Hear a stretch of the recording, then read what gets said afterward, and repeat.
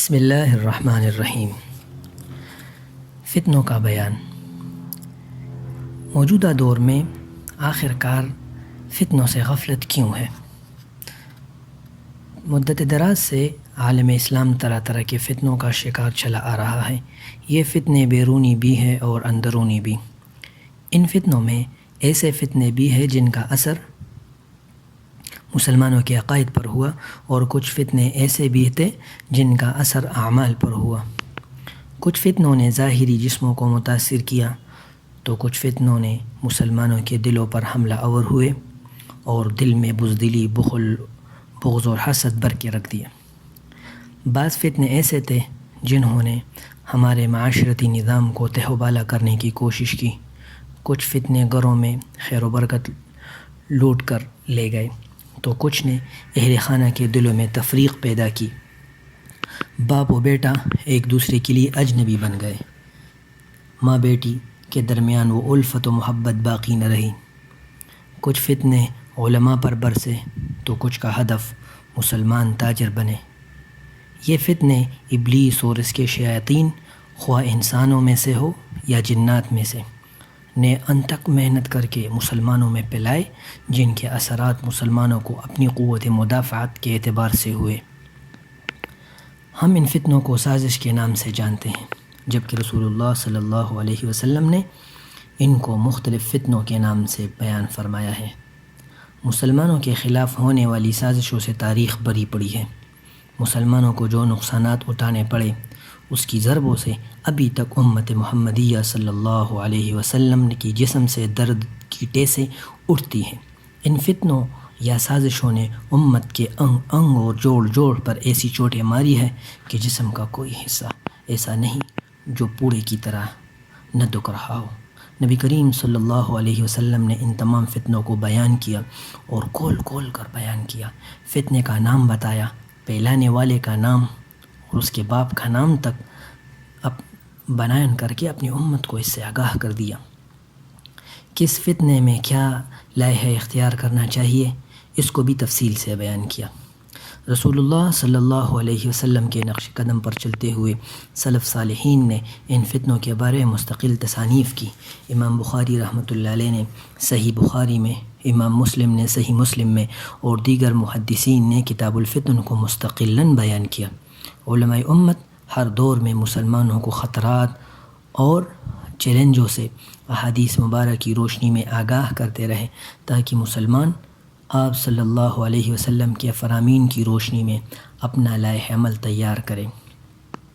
مشہور محدث علامہ عینی رحمۃ اللہ علیہ فرماتے ہیں: وَكَانَ رسول اللہ صلی اللہ علیہ وسلم يحذر من ذلك ويعلم به قبل وقوعه وذلك من دلالات النبوة صلی اللہ علیہ وسلم، وقد حث النبي صلی اللہ علیہ وسلم أمته على المبادرة بالأعمال الصالحة قبل الانشغال عنها بما يحدث من الفتن الشاغلة والمتراكمة المتكاثرة، فقال صلی اللہ علیہ وسلم: بادروا بالأعمال فتنا۔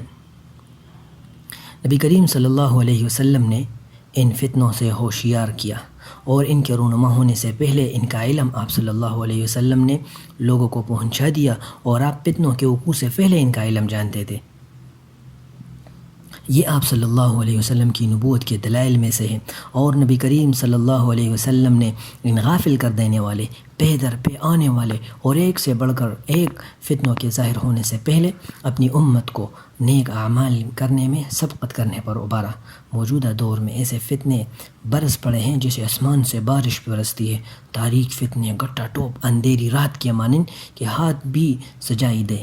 فتنے ہی فتنے ہیں، فتنے مال کو لیجئے۔ اس فتنے نے لوگوں کو اپنی لپیٹ میں ایسا لیا ہے کہ اللہ کو چھوڑ کر مال ہی کو معبود بنا لیا ہے۔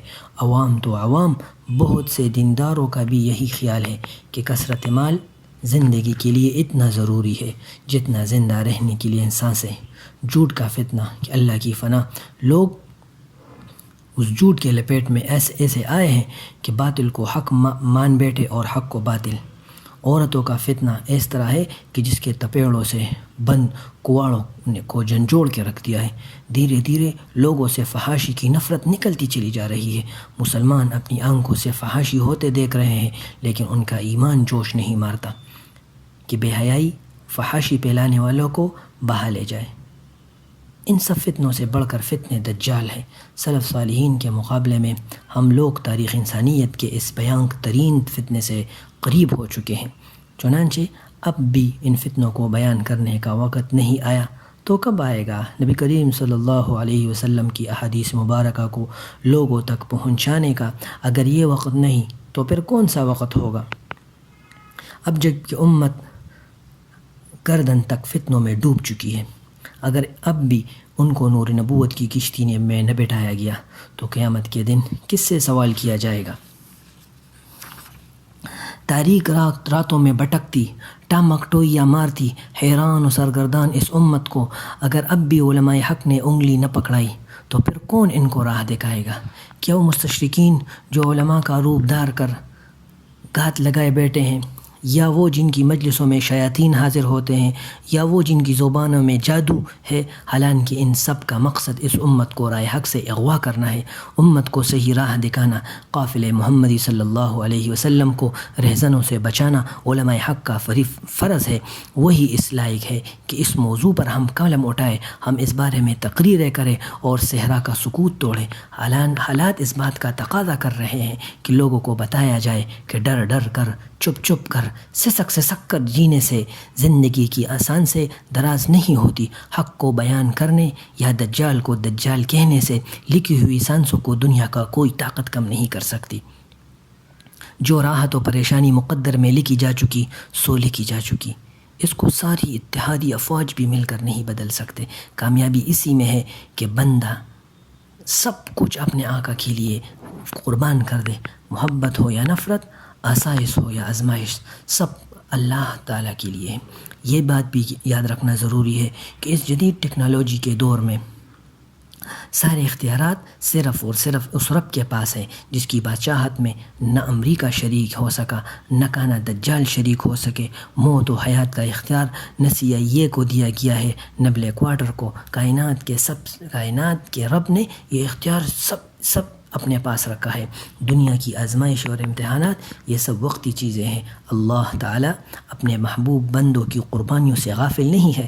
ظالموں کی رسی لمبی ہوتی دیکھ کر کوئی یہ نہ سمجھ بیٹھے کہ وہ عرش و کرسی کے بادشاہ کو عاجز کر سکتے ہیں۔ اللہ تعالیٰ ہی طاقتور ہے، وہ بہت حکمت والے ہیں۔ دنیا دار الامتحان ہے، دار الفتن ہے۔ یہاں وہی بچ سکتا ہے جو فتنوں سے بچ کر چلتا ہو، جسے کوئی یعنی فتنوں میں اور پردار راستے میں کوئی جا رہا ہو اور ان کے جونوں جانب کانٹوں سے بری جھاڑیاں ہیں جن میں فتنے گھات لگائے بیٹھے ہیں۔ خوش قسمت ہے وہ لوگ جو ان جاڑوں سے بچاتے ہیں۔ منزل کی جانب رواں دواں ہے، سفر بھی جاری رکھنا ہے اور دامن کو بھی بچانا ہے، مبادا کانٹوں میں ہی الجھ نہ جائے۔ اس خوف سے بیٹا بھی نہیں جا سکتا کہ کانٹے دامن پکڑ لیں۔